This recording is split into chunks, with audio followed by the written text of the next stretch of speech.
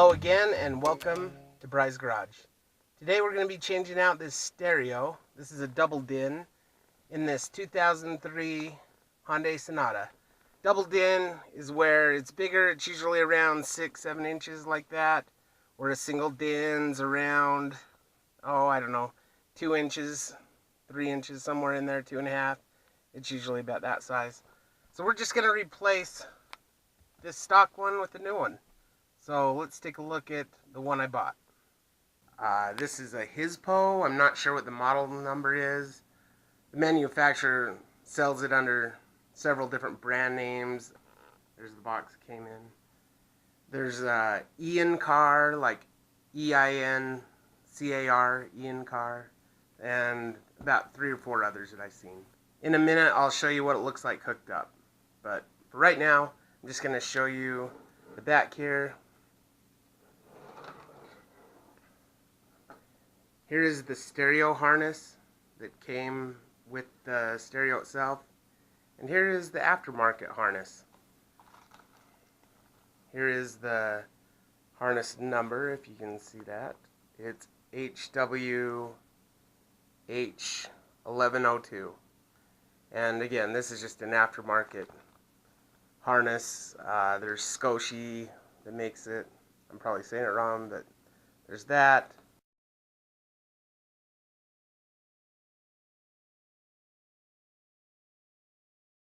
Then you have a lot of unused wires. There's steering wheel controls, and there's a reverse wire. That's for your reverse camera. I have one of those. So let me just show you some of the things that came in the box. Again, I'm not trying to sell you this. I'm just showing you so you know where the wires go. But here's your reverse camera. I'm not going to install that till spring. Got your GPS antenna right here. I'm going to hook that up.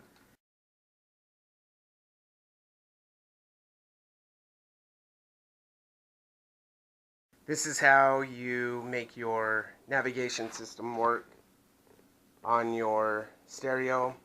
Then we got remotes and other accessory wires. Let me show you. Back here, there's more wires. You can never have enough wires. One is for a microphone. I got that coming. But you can hook up a microphone if you want, so you can do hands-free phone talk while you're driving, video out. Anyway, has a whole bunch of stuff right there. This is where your GPS antenna hooks up to that little coaxial looking thing right there. Here's something else it came with. It came with radio trim in case if you need that. A lot of vehicles you do, especially if you had to cut out your bezel or shave it off. In my car, it is a very tight fit, but it works. It installs fine, but it is a very tight fit. But anyway, here's some trim for your stereo. It also comes with a user manual. It's not the best in the world by any means, but it comes with that. And then here are your wire diagrams. This was a pamphlet that came in your box, and it just shows you orange, red, what they all are. So you can look at this diagram. Anyway, again, not trying to sell you on the stereo, promise, but just need to show you the accessories. So you know, these unwanted wires, I just taped them all up so they wouldn't short out, and I'm going to tape them all together, but as you can see, there's no exposed wiring on them. Anyway, I wanted to show you some of the things that I ran into while installing.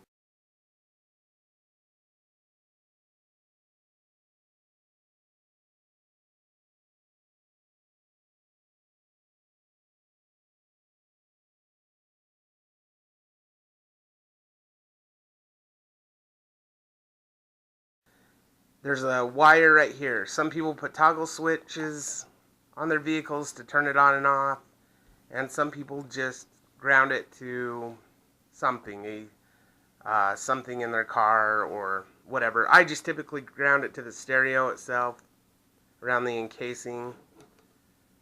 So right there, it's the pink wire. It says break in.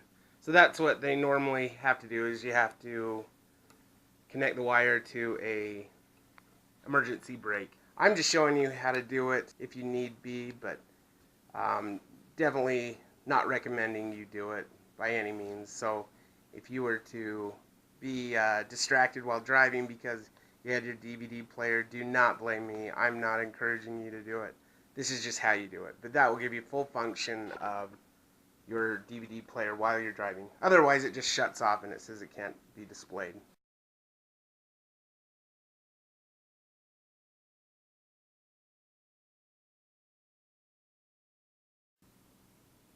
So as far as this stereo went, it was a pretty easy install. All of the wires in the stereo matched up with the aftermarket harness, except for these two orange wires. I'll cover those in a second. Basically all you're doing is you're matching your wires, red to red, yellow to yellow. And you can't always go by color code, so you got to read them very carefully. Again, the harness here, it comes with instructions, it comes with wire labeling and tells what they are. So you match up like your constant power to your constant power, and your battery to battery wires. You just hook them all up, all your speaker wires, and they match up by colors usually, but that may not be always the case. If you have questions, you can always use a test light. Again, all of the wires matched except for this orange wire. So I will cover the orange wire with you.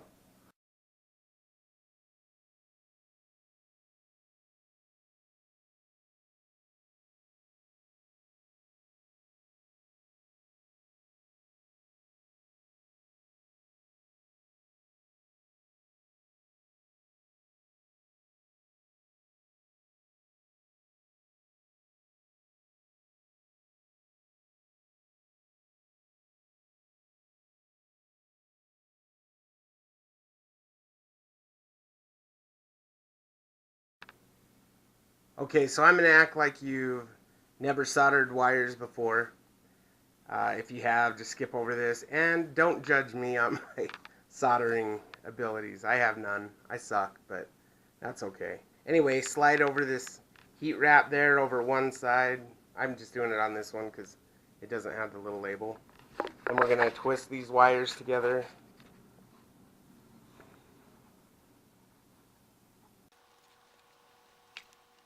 Give them a little tug, make sure they're good to go. Okay, don't want to pull them too hard.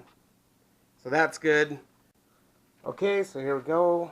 We're just going to, I usually heat up the wire. Again, don't judge me by my soldering abilities. I have none. And I'll usually touch this just to get the tip started.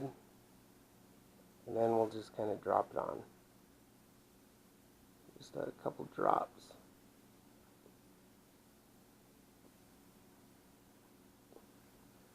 Okay, just like that. And then what we'll do, we'll just kind of smear it around. Now that we have that, we're going to test this. Alright, we have good solder, good connection right there. So now I'll just slide this little heat sleeve over it. Grab the old heat gun and go to town on heating it up.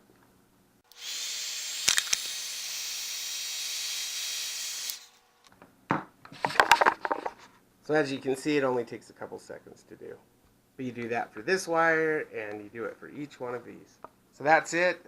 Now we'll move on to the installation of the car. Okay, before beginning this install, make sure you have your cable off of your negative battery terminal. You don't want to pop anything such as your instrument cluster or anything else. Okay, so I have already removed my radio bezel. It's very simple to remove. It's right here. Just simply open up your ashtray. You can pry up on it. If you need to, you can take a screwdriver, slightly lift up, but it just pops out. It just has little tabs that slide into there. There's I believe 4 spots right here, here, here. Anyway, there's 4 spots, and you just pop it off. Be very careful because there are 4 wires hooked to it.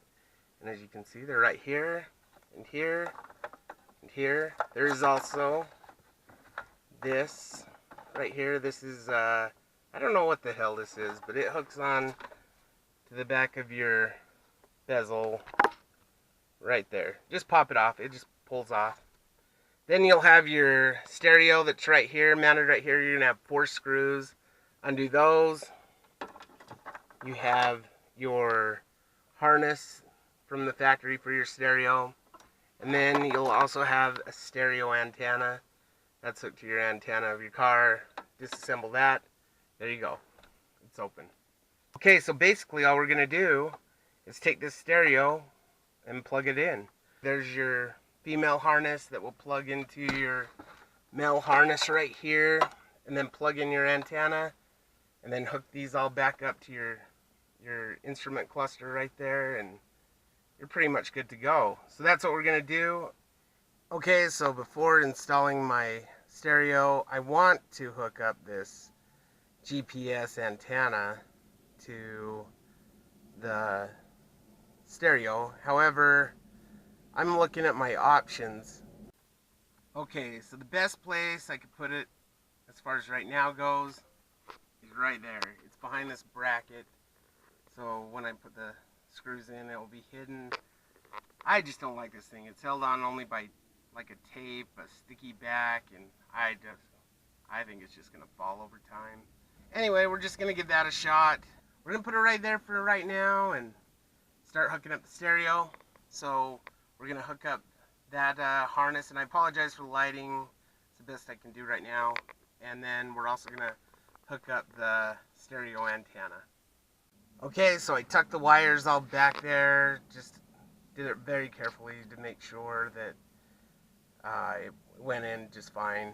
Also, make sure all your connections are nice and tight before you install your radio, just to make sure you're not going to get any shorts or loose wires or any kind of bad connection.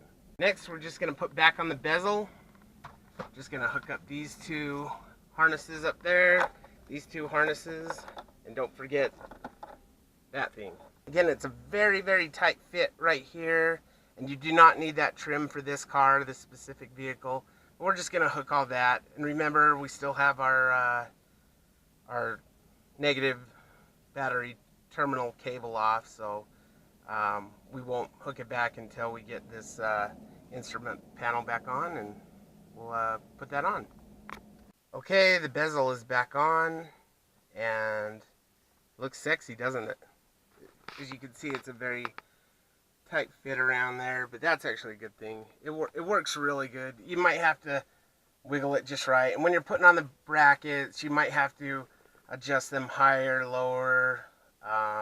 Also on the stereo, it can go this way just slightly, just enough to manipulate it to get it to where you want it, but it takes just a second to figure out. But there you go, that's in there. So now we're just gonna hook up our battery and turn on the car and see what we got. We're gonna start the car here. Anyway, it's all hooked up. Let's see, let's go to our home menu here. There's our home.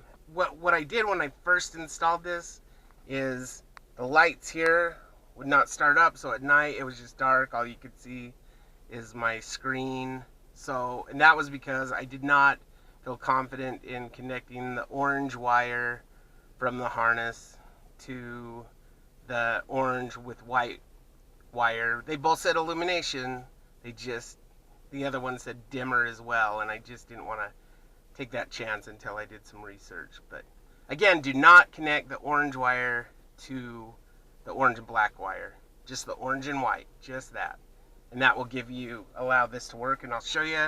We're going to turn on our lights. That's what it's designed for. When you turn on your lights, these buttons here will light up. You can see they're red. I don't know how good that camera lighting is, but it's red. So that's pretty much it. That's the install. Then you can go in and do your settings to your stereo and do all that, whatever stereo. But this wiring pretty much works for every car stereo. The differences are going to be the accessory wires, but there's always going to be your constant power, your key power, a ground wire, accessories, all your speakers, and then illumination wire in this case. Okay, so now that we have it hooked up, I just wanted to show you this. So my car is in motion. I'm just backing out of my driveway. I'm not driving down the street. But my DVD player is on, watching some Sucker Punch. So DVD player is working because why? That's right, because we grounded out our pink wire, the emergency brake. So that's there. The other thing is the navigation. I haven't even turned this on, so I don't even know if it works, but we'll see if that antenna is picking up a signal, I hope. As you can see, I guess it's slow. Show on map.